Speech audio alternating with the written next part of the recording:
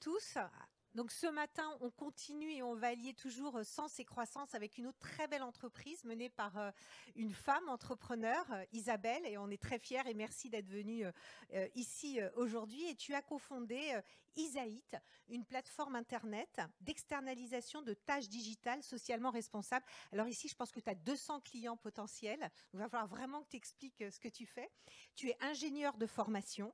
Tu as effectué une grande partie de ta carrière dans des très grands groupes internationaux, EDS, Cisco, Dell, Publicis, et tu as occupé différentes fonctions dans les départements informatiques, la dernière étant DSI chez Publicis. Et puis tu quittes Publicis, tu nous raconteras sûrement pourquoi tu quittes Publicis en 2015 pour créer Isaït, donc qui permet aux entreprises d'externaliser des tâches un peu répétitives qu'on n'arrive pas à automatiser avec des femmes qui sont dans des pays émergents. Donc c'est une Évidemment, tu nous rends service parce que nous, on utilise tes prestations. Donc, on sait à quel point elles servent. Mais en plus, elles servent des femmes sûrement qui ont besoin. Alors, on ne sait pas toujours qui il y a derrière, mais tu vas nous expliquer tout ça. Et je suis ravie de t'accueillir pour cette présentation. Merci Isabelle. Merci beaucoup. Je suis ravie d'être ici. Merci Croissance Plus de m'avoir invitée. C'est très sympa de se retrouver déjà en live. Je me rappelle même plus la dernière fois que j'ai présenté, pas en Zoom ou en Meet. C'est aussi super sympa de retrouver des clients, quelques clients dans la salle. Et donc, je vais passer 15 minutes, vous expliquer un peu pourquoi Isaït, est-ce qu'on peut faire de la croissance tout en étant une tech for good ou faire de l'impact social.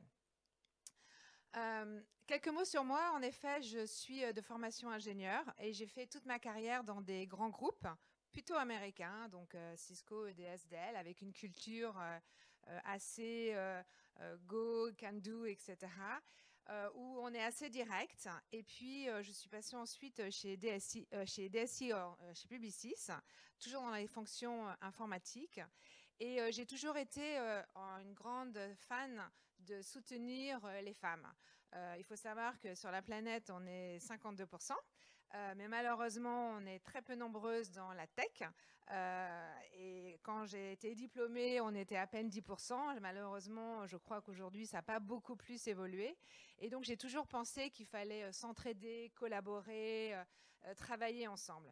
J'ai aussi des valeurs personnelles très très fortes auxquelles je tiens particulièrement, qui sont l'honnêteté, la transparence, je refuse les inégalités, la bienveillance. Et au cours de ma carrière, bon, on l'évolue tous, ces valeurs ont été un peu bousculées dans le monde de l'entreprise. Et donc, à un certain moment, j'avais du mal à survivre dans ce monde un petit peu difficile. Et puis, il y a 15 ans, avec des copines, on a créé une association dont le but était d'aider des jeunes femmes entrepreneurs en Afrique, plus particulièrement au Burkina et au Cameroun. Alors, au Burkina, on a aidé des jeunes femmes transformatrices de céréales. On leur a acheté des séchoirs pour qu'elles puissent continuer à travailler pendant la saison des pluies. Et puis au Cameroun, c'était des jeunes femmes dans le prêt-à-porter et on leur a acheté des machines à coudre pour qu'elles puissent mieux produire. Philippe Coujambet, qui est le cofondateur d'Isaït avec moi, nous a rejoints dans cette association. Et c'est lors d'un voyage au Cameroun, à Yaoundé, où on travaillait avec des organismes, des ONG, que j'ai eu un déclic. Je me suis dit, donner c'est top, c'est vrai quand on n'a plus rien, c'est super d'avoir quelque chose. Mais en fait, vraiment, ce qui donne du sens à la vie, c'est le travail. Et moi, j'aime la technologie, ça fait 30 ans que j'y travaille, mais la technologie pour faire du bien, pour faire avancer. Et aujourd'hui, la technologie, le monde digital de demain, pour y participer, il faut être formé, il faut être encadré, il faut que quelqu'un vous tende la main pour toutes ces personnes justement qui ne sont pas formatées et prêtes à rentrer dans ce monde numérique. Donc on a créé Isaït, qui est une plateforme socialement responsable de tâches digitales. Donc comment ça fonctionne? On prend des tâches, enfin, on prend des projets digitaux d'entreprise, on va découper, la plateforme va découper ces projets en tâches digitales et on va appeler la foule. Ce sont des femmes qui vont se connecter sur la plateforme et qui vont réaliser ces tâches. Alors, on va me poser la question, pourquoi que des femmes? Parce qu'on est passé du principe qu'aujourd'hui dans le monde, il faut savoir qu'il y a 2 milliards de personnes qui vivent avec moins de 2 euros par jour. et que parmi ces 2 milliards de personnes, 70% sont des femmes. Et qu'aujourd'hui, il y a très peu d'organismes, de structures qui favorisent les femmes. Et qu'en plus, le fait de pouvoir travailler de la maison, moi, en tant que femme, je pense que c'est un vrai plus. C'est une forme d'autonomie et d'indépendance financière. Donc, ces femmes vont se connecter sur la plateforme. Isaït, c'est un complément de revenus. C'est-à-dire que chez Isaït, on travaille que 100 heures par mois, 2 ans et demi. Pourquoi? Parce qu'on vient chez Isaït avec un vrai projet professionnel. Je veux reprendre mes études ou les continuer, je manque un peu de cash. Je me suis lancée dans une activité entrepreneuriale, j'ai un peu besoin d'argent pour le lancer. Ou tout simplement, je cherche un boulot et je ne connais pas les codes pour trouver ce boulot. Et donc, on va aller chez Isaït, on va travailler 50% de son temps, on va très bien gagner sa vie. On paye en général entre 5 et 7 fois mieux que les compétiteurs BPO traditionnels dans le secteur. Et donc, on veut absolument qu'il n'y ait pas d'aliénation à la tâche. C'est simplement un booster avec une communauté de formation autour. Et les femmes aujourd'hui, c'est plutôt un profil. Alors, il faut un minimum bac ou équivalent bac pour entrer chez Isaït. On a tout un cycle de tests, d'onboarding, etc. Mais on va dire que c'est plutôt des jeunes femmes entre 23 et 28 ans avec un niveau bac plus 3. Mais je suis très fière de dire qu'on a une dame de 64 ans aux Philippines qui s'est reconvertie dans un projet entrepreneurial, donc il n'y a pas de limite chez Isaït. Le business model qui a été créé chez Isaït, non seulement il a été créé avec des valeurs auxquelles je tiens particulièrement, donc ces valeurs qui sont équité, bienveillance, transparence, honnêteté, et on a créé un business model qui se veut transparent et honnête pour les deux parties, pour le client et pour la jeune femme. Il est très simple, c'est quand le client nous donne 100, il y a 60 qui va directement pour la jeune femme, 35 pour Isaït et 5 pour un programme qui s'appelle Isaït Help. En fait, ce programme, c'est une main tendue aux plus défavorisés. Il s'articule autour de 3 axes. Le premier axe, c'est des partenariats qu'on fait avec des personnes en local, dans les pays où on opère. Aujourd'hui, on est présent dans 39 pays. Et c'est des personnes qui vont aider la jeune femme, lui dire, ben, tu vois, si tu dois recevoir des virements bancaires, c'est mieux d'aller dans cette banque, ou peut-être l'héberger pour la booster au début avec l'Internet, ou juste lui expliquer ce que c'est qu'être entrepreneur, être indépendante et travailler même dans une structure qui est virtuelle. Le deuxième axe, c'est la formation. On a créé en début d'année la Isaït Digital Academy.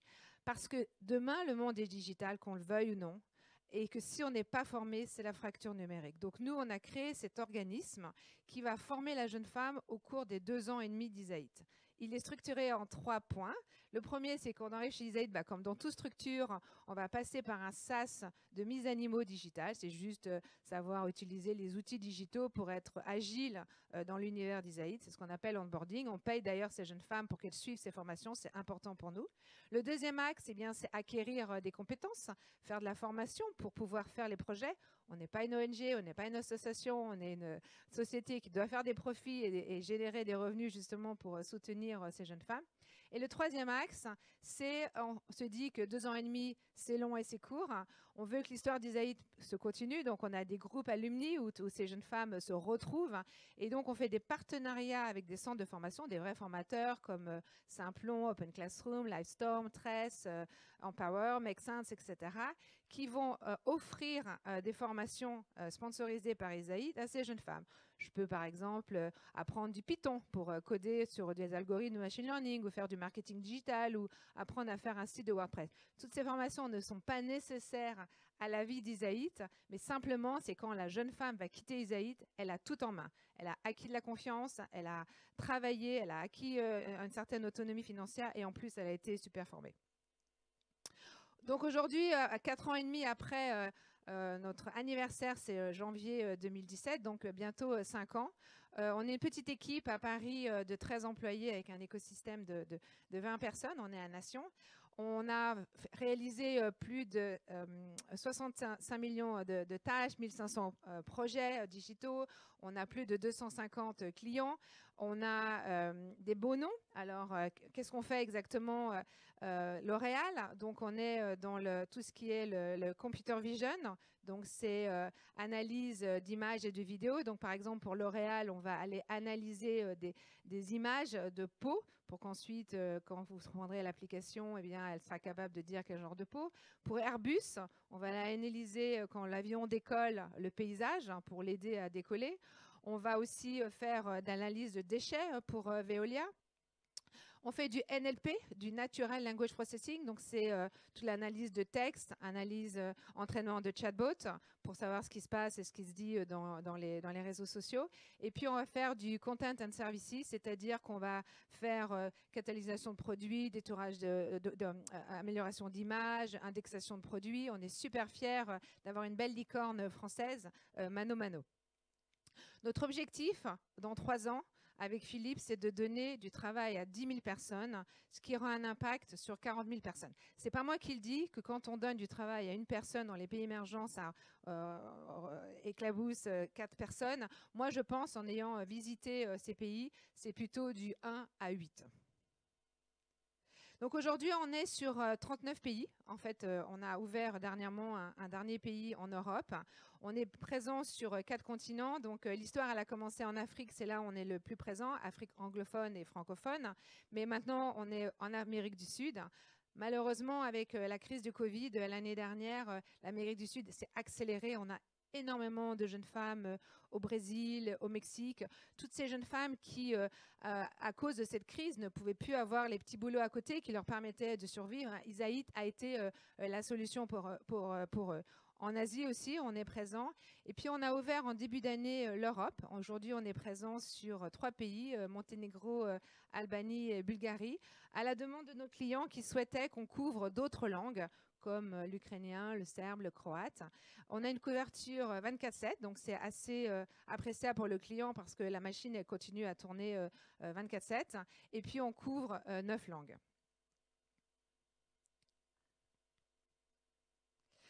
Nous, chez Isaït, on se présente comme une tech for good, mais on préfère dire d'ailleurs tech for people, parce qu'on ne veut pas opposer la technique à l'humain, l'intelligence artificielle à l'humain.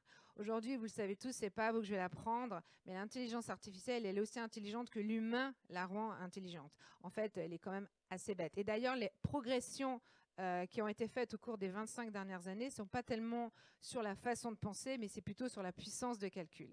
Et donc aujourd'hui, nous, on pense qu'il y a un vrai levier entre les deux et que l'humain plus l'IA peut être un levier d'innovation sociale. Et grâce à ces technologies, justement, on peut aller adresser des personnes éloignées et leur permettre de travailler. Il y a plein de cas où l'humain doit être présent. Par exemple, quand on est dans les usines ou que le robot il doit travailler et prendre des décisions, ben souvent, soit il n'a pas appris à quelle tâche il doit faire, donc là, il est perturbé, donc il faut que l'humain l'aide, soit il a un doute parce que dans son système de logique, il n'est pas très sûr de ce qu'il doit faire, et donc l'humain doit aider. Je pense aussi à d'autres formes où on a des clients qui ont des plateformes de jobbing, où là, on met en relation des employés, enfin des futurs employés et des sociétés qui cherchent des jeunes. Et là, le robot, il va essayer de lire le CV. Je ne sais pas si vous avez vu les CV des jeunes maintenant, différents de ce que moi, je faisais à l'époque quand j'écrivais mon CV. Il y a des pictos partout qui décrivent leur passion. Ben, souvent, le pauvre robot, il a un peu du mal à savoir qu'est-ce que ça veut dire. Même moi, d'ailleurs, je m'amuse quand je fais des entretiens en leur demandant tu aimes la cuisine? Non, non, j'aime aller au restaurant. Bon, d'accord, c'est pas exactement la même chose. Donc, en fait, l'humain est là et je peux vous garantir que l'humain va être nécessaire encore pendant très longtemps. Je crois que il y avait Elon Musk qui disait récemment qu'en fait, bon, ok, la voiture autonome, on pensait que ça allait être plus rapide, mais bon, c'est pas si rapide que ça. Donc, la transformation digitale, elle a commencé et elle s'est accélérée avec le Covid. On l'a vu en mars 2020, lockdown, plus personne ne peut aller au travail. D'ailleurs, avant de célébrer notre meilleur mois depuis l'existence d'Isaït en juin 2021, donc le dernier mois, on a été super heureux, on a fait un super mois, le plus beau mois de nos 4 ans et demi. Avant cela, un de nos meilleurs mois était avril 2020. Et pourquoi ? parce que nous, on était complètement télétravail entreprise avec toutes nos jeunes femmes qui continuaient à travailler de chez elles et que certains fournisseurs qui étaient, eux, justement présentiels ont dû fermer. Bon, certes, ils se sont arrangés, ils se sont organisés, mais en fait, le temps qu'ils s'organisent, nous, on continuait à travailler.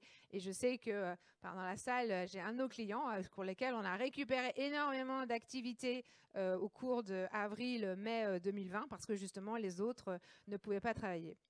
L'organisation aussi, vous le savez, elle est en train de se transformer dans l'entreprise. Moi, j'ai connu les organisations verticales, même où on est en silo. J'aime bien citer mon ex-boss qui disait, Monsieur Lévy, nos silos, nos solos, nos bozos. En fait, on est tous dans des colonnes, on ne se parle pas entre eux, on essaye de collaborer avec des outils, mais ça ne marche pas.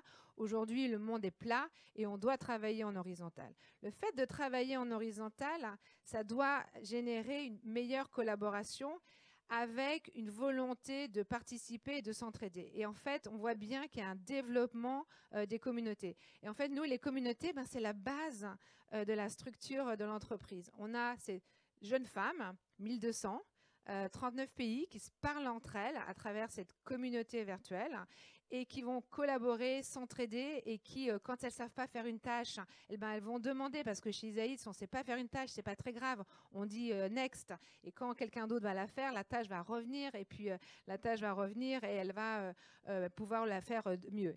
Et puis, la gig économie, comme tout le monde en parle, je lisais dernièrement que Everest disait que pour le territoire américain, en 2027, il y aurait plus de gig workers que de permanent workers et qu'il y aurait 86 millions de gig workers. En fait, aujourd'hui, les personnes, je pense, souhaitent avoir plus de liberté, plus d'autonomie, peut-être faire même différents travaux en même temps. C'est ce qu'on appelle les slashers. Et le fait de travailler de cette façon, c'est vraiment demain, c'est le futur. Et comment on peut y arriver? Tout cela, c'est uniquement de travailler de n'importe où. On a eu une très bonne discussion hier à la table. C'est vrai qu'aujourd'hui, le perso, le pro, tout se mélange, mais c'est pas grave. Ça permet d'avoir un meilleur sens à ce qu'on fait et à ce qu'on a envie de faire. Parler de dire qu'on fait de l'impact social, c'est super, mais je pense qu'il est fondamental de le mesurer de façon concrète. Et nous, ça fait partie de notre ADN chez Isaïd. Dès le départ, on a mandaté un cabinet qui s'appelle Kimso, qui est spécialiste dans la mesure d'impact social avec la méthode SROI, Social Return on Investment. Et chaque année, depuis 4 ans, donc là, on est en train de préparer le 5e rapport, va venir étudier les données quantitativement, interviewer les jeunes femmes et nos ambassadeurs dans les pays pour savoir concrètement sur le terrain, mais ça fait quoi de travailler pour Isaïd. Et 4 impacts sont clairement quantifiés et mesurés par le cabinet Kimso. Et je vous encourage, si vous voulez aller sur notre site, il y a une infographie et un résumé de ce rapport. Le premier impact, c'est le Woman Empowerment, c'est la confiance. Le fait d'être dans cette communauté bienveillante qui va s'entraider, qui va booster, pour moi, la confiance, c'est la première marche pour faire quelque chose. Vous voulez devenir entrepreneur, mais si vous n'avez pas la confiance en vous, ça ne va pas le faire. Et malheureusement, souvent, les femmes manquent de confiance. Donc ça va vraiment les booster. Le deuxième impact, c'est la formation, cette éducation qu'elles vont recevoir. Même si on est virtuel, même si on ne se voit pas, elles vont être formées. Et ça, c'est un super plus pour elles demain. Et puis la professionnalisation, chez Isaïd, on doit, quand on a dit qu'on allait faire tant de tâches pour le client, on le fait. On est un groupe, on ne lâche pas les copines pour ne pas le faire. Donc il y a une réalisation de ce que veut dire le monde professionnel. Et enfin, grâce à tout ce qu'elles ont appris, elles trouvent un travail et ça, c'est super. Et en plus, nous, à travers le programme Isaïd Help, on essaie de leur trouver des clients qui peuvent les embaucher. Et donc ça, c'est vraiment super. Donc à la question, est-ce qu'on peut faire de la croissance et de l'impact social? J'espère que je vous ai convaincu que oui. Aujourd'hui, le monde, on le voit, se transforme quand on répond à des appels d'offres. Dans les critères d'achat, il y a souvent un petit module social, environnemental, RSE. Actuellement, nous répondons à un appel d'offres pour Google. Et un des premiers critères, c'est il faut faire de l'impact sourcing. En fait, l'impact sourcing, c'est une sous-famille du BPO, du Business Process Outsourcing, qui est traduit en français par externalisation socialement responsable. C'est en fait aller chercher des personnes et encadrer des personnes qui, sans ça, ne trouveront pas de travail. Et puis, dans le secteur du BPO, la croissance aujourd'hui, elle est de 35% pour les entreprises qui font de l'impact social par rapport à une croissance de 12% pour des BPO traditionnels. Donc, j'espère que je vous ai convaincu que voilà, le monde est en train de se transformer, qu'il faut voir les choses différemment, qu'on ne peut plus vivre dans un monde inégalitaire, qu'il faut donner l'opportunité à tout le monde et que on va tous contribuer, entreprises et citoyens, pour un monde meilleur. Merci.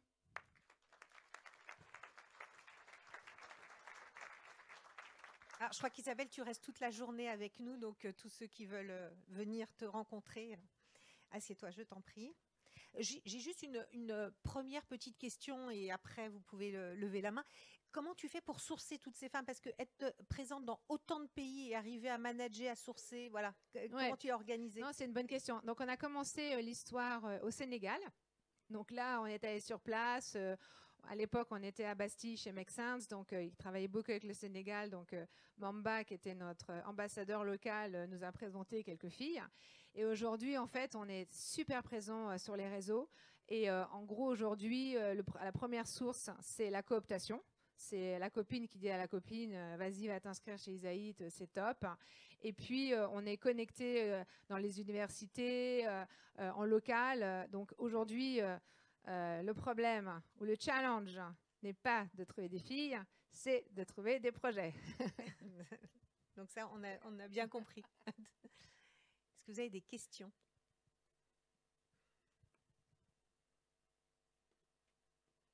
J'ai eu 2 questions. Alors, comment est-ce que vous arrivez à avoir, comment elles arrivent à avoir tout l'équipement digital dans ces pays qui sont a priori pauvres, comme vous le dites, et pourquoi votre système fait qu'au bout de 2 ans, vous vous en séparez, parce que ça a l'air d'être votre règle. Donc, comment vous leur vendez ce projet? Alors, c'est une bonne question. Donc, en fait, au départ, si elles n'ont pas tout ce qu'il faut, le matériel, etc., elles vont aller se faire aider donc avec nos ambassadeurs en local qui vont soutenir l'Internet ou le PC. Il faut savoir que dans les pays émergents, prendre un PC d'occasion, ça coûte 250 €. Chez Isaït, à mi-temps, vous allez gagner 300 €. Le salaire moyen dans les pays où on opère, c'est entre 60 et 120 € full-time. Donc, elle gagne, comme je l'ai dit, de 5 à 7 fois plus. Donc, le premier versement, quand elle gagne les 300 €, eh bien, elles vont aller s'acheter. Elles sont hyper démerdes. C'est plan B, plan C, plan D, etc. Comment on leur vend? Alors, c'est un vrai sujet parce qu'évidemment, elles aimeraient rester beaucoup plus longtemps. D'ailleurs, on a des think tanks avec notre communauté. Et au départ, les 2 ans et demi étaient basés sur la date de la première tâche. Et maintenant, c'est la date du premier versement. En fait, certaines, parfois, peut-être mettre 2 mois avant d'avoir le premier versement. Donc, ça leur fait gagner un peu plus. Et pourquoi on tient vraiment? Parce que nous, on a envie d'être différents des autres plateformes. Dans data labeling, il y a beaucoup de concurrence. Que d'ailleurs, vous ne savez pas qui travaille derrière, les entreprises ne vous présentent pas, etc. Et nous, les 2 ans et demi, bon, on aurait pu dire 3 ans, on aurait pu dire 2 ans, bon, on a pris comme ça à 2 ans et demi, c'est parce qu'on pense que quand on réalise un projet, 2 ans et demi, c'est bien, et que la fin ultime, c'est pas faire de la notation d'image. La fin ultime, c'est d'acquérir tout ce qu'il faut pour être indépendante et faire le projet de sa vie. Et donc, comme on va donner beaucoup d'argent, il est tentant de rester sur un travail peut-être pas aussi évoluteur, enfin avec beaucoup d'évolution, parce que derrière, on le sait, l'argent a un impact. Donc c'est un peu ça. Et puis moi, pendant les 15 ans où j'ai travaillé dans cette association, je l'ai bien vu. En fait, aussi, on donnait de l'argent. Alors, elle ne comprenait pas pourquoi moi j'ai eu le séchoir et pas l'autre. Et en fait, ça crée une dépendance, je pense, qui est malsaine. Donc là, on se dit, c'est pendant 2 ans et demi, tu as tout ce que tu veux, tu as tous les outils, tu as la communauté, tu as le support à Paris, tu fais de la formation, tu vas gagner de l'argent, etc., etc. Vas-y, profites-en. Mais au bout de 2 ans et demi, tu sais quoi, j'espère que tu auras ton projet. Et tu les suis d'ailleurs après, tu as quelques belles Voilà, donc histoires. on a créé un autre groupe, Isaït Alumni, donc on les suit. Il y a plein de belles histoires. Donc je reçois maintenant, c'est génial, des demandes de recommandations sur LinkedIn. Bon, vous avez travaillé, je pense à Nora, à Madagascar, qui est partie il y a 6 mois. Maintenant, elle est dans un travail en CDI à Mada. Enfin, oui, on les suit. Là, on va, dans le cadre du rapport Kimso 5e édition, Kimso va les contacter, certaines. Certaines ont fait des vidéos pour dire, bah, voilà, 6 mois après la fin d'Isaït, voilà où j'en suis. Il y en a une, Jackie, du Cameroun, qui m'a écrit il y a 3 mois. Jackie, c'était une des premières hiteuses, c'est comme ça qu'on les appelle. Alors au début, avec Philippe, on avait pensé que dans les 5% de Isaït Help, on allait acheter des tablettes, que ça les aidait. En fait, on s'est rendu compte rapidement que, on n'était pas à même pour gérer les tablettes, c'était un peu le foutoir, et que, en fait, sans souris et sans clavier, ça marchait pas. Et Jackie, en fait, c'est une jeune femme qui a un bac+2. Elle travaille chez AXA. Son mari tombe gravement malade. Elle arrête de travailler chez AXA. Elle va travailler au marché. Donc, le matin, elle était sur le marché. L'après-midi, elle travaillait pour nous chez Isaït. Et puis, son fils tombe très malade. Donc là, elle arrête tout, etc. Et on est resté en contact sur Messenger. Et il y a 3 mois, je lui souhaite un joyeux anniversaire. Et en fait, elle m'a envoyé un message, mais qui m'a vraiment touchée du fond du cœur. C'est-à-dire que, en fait, ce qu'elle a dit, c'est que la communauté, ce qu'on lui a appris, au-delà de l'aspect financier, lui a permis, avec confiance, de réaliser ses rêves, de se dire, bah non, il n'y a pas de limite, seul le ciel, moi j'arrête pas de leur dire aux filles, seulement le ciel est votre limite. Et donc elle s'est lancée dans des études d'infirmière, et aujourd'hui elle est infirmière. Bon, bah voilà, ça c'est une super belle histoire. J'avais 2 questions. Isabelle, déjà, je suis très fier de compter parmi tes premiers clients. Donc, beaucoup de chemin parcouru, et très heureux d'avoir accompagné cette croissance. 2 questions pour toi. La première, il y a un parti pris énorme qui est de ne faire travailler que des femmes. Comment est-ce que vous arrivez à le gérer? Il doit y avoir des pressions énormes pour les maris, les frangins, etc. Donc, comment vous arrivez à tenir ce parti pris? Et l'autre question, c'est est-ce que vous avez pensé à le faire aussi en France et à aider tous ceux qui galèrent et qui auraient aussi besoin du même type de support et de pied à l'étrier que ce que tu fais par ailleurs? Bah, merci pour tes 2 questions, et en particulier la deuxième, parce que j'ai oublié de le mentionner, donc tu me permets de rebondir. Oui, on a grosse pression. Alors, au départ, quand on a créé Isaït, moi, je suis pour les quotas. Donc, j'ai dit, on crée Isaït, c'est 0 homme. Et puis, au bout d'1 an d'Isaït, notre conseil, notre avocat nous a dit, bon, peut-être ce serait bien de mettre quelques hommes parce que on va vous reprocher d'être discriminant, etc. Donc, ici, comme on est tous entre nous, je peux dire, officiellement, il y a des hommes. Sur les 1200, je pense qu'il y en a 15, parce que je donne comme quota 2 hommes par pays, donc voilà. Mais donc quand on me demande est-ce qu'il y a des hommes, je dis oui, il y a des hommes sur la plateforme. Après, l'écosystème, jamais, je touche du bois, il n'y en a pas, jamais quelqu'un en 4 ans et demi est venu nous dire mais c'est quoi ce truc dans les pays, hein, pourquoi ne nous faites pas travailler? On explique, on dit qu'on veut donner plus d'opportunités aux femmes parce que c'est elles qui ont le moins d'opportunités. Et donc, quand on explique ça de façon transparente, eh bien, jamais il y a quelqu'un qui est venu nous bâcher sur les réseaux en disant qu'est-ce que c'est que cette entreprise qui ne fait pas travailler d'hommes. Et puis, c'est important aussi pour nous, quand la jeune femme elle arrive, souvent elle dit « Oui, j'ai pas de compte en banque, est-ce que vous pouvez me verser l'argent sur le compte de mon mari ?» Non, c'est pas possible. C'est sur ton compte, on va t'aider à créer ton compte parce que justement, et c'est pour ça qu'on ne veut pas des solutions style où on sort l'argent directement de la carte. On veut vraiment quelque chose qui soit structurant pour elle parce que oui, on est bien conscient qu'il y a une pression, que ce soit les frères, les maris, etc. Et à ta deuxième question, en fait, on a fait une offre, créé une offre l'année dernière, en fin d'année, qui s'appelle Data Residency, qui fait travailler que des personnes basées sur le territoire français. Donc, on travaille avec des associations comme Groupe SOS, Singa, etc. C'est le même modèle, c'est 100 heures, projet digital, etc. Sauf que le prix à payer, il est plus cher. Et en fait, aujourd'hui, on a quelques prospects avec qui on avance, Mais tu vois, Thomas, quand tu montres le prix d'heure du pays émergent qui tourne autour ça dépend du type d'offre que tu prends, entre 5 et 9, et que tu montres 18 pour la France, ben, malheureusement, au moment de l'acte, sauf s'il y a des besoins particulièrement de sécurité ou de visuel, etc., eh ben, le client préfère aller sur le pays émergent. Mais aujourd'hui, si quelqu'un vient et veut absolument faire travailler des femmes en France, on a la possibilité. Christophe. Oui, Christophe Montag. D'abord, en préambule, je suis quelqu'un qui soutient l'entrepreneuriat féminin, et ça, il y a beaucoup de gens qui le savent. Maintenant, je reviens sur cette politique de quotas. J'imagine qu'on instaure un jour une politique de quotas disant 50% d'hommes, 50% de femmes pour tous les postes de direction. Il y a pas mal de boîtes ici qui seraient plombées, en fait. Donc, il y a une vraie réflexion à avoir collective par rapport à ça, de se dire, ces quotas, ils ont pour Isaït, pour Bouge ta boîte, pour d'autres boîtes, aussi des effets pervers. Et c'est une question qu'on se pose ensemble sur l'équilibre et la limite de l'équilibre. Alors, oui, bon, je ne pense pas que ce soit une discussion de 2 minutes, mais je serais ravie d'en discuter pendant un break.